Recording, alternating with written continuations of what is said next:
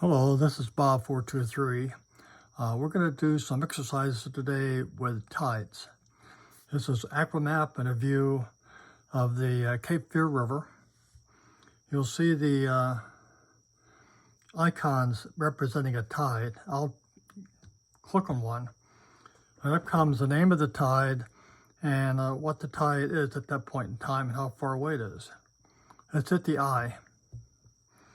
And now you see the display of the tide for that location. You'll notice there's a blue dot. You put your finger on it, you can move it.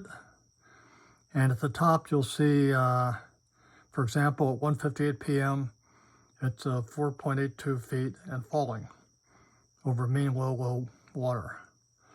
And the low is around 8:05 at 0.66 above low tide. Now, you can also have any point of time besides today, just by moving it. Let's say October 15th. And there's the tides for October 15th. You can move it to find the high and the low, or whatever time you're going through that area. At the bottom below, you'll see a short summary of when the moon rises and sets, the sun rises and sets, and the times low and high tide. Now, if you'd rather have a text description, type this part of it. And up comes a whole list of times, conveniently spaced, moon set, high tide, low tide, and so forth. So you can choose either one. And you see something called station time. Now, this may seem strange to you. It's the time of the station.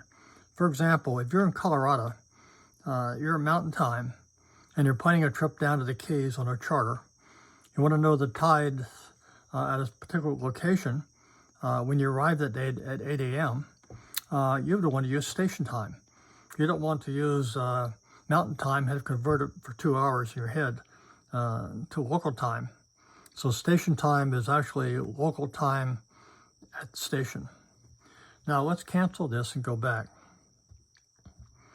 You'll notice there's various symbols here, and if I expand this enough, that icon turns into a more detailed representation of 2.2 tide. You notice it's rising. When that's on the left-hand side of the curve, it's a rising tide. When it's on the other side, it's a falling tide. Let's tap this again, get back.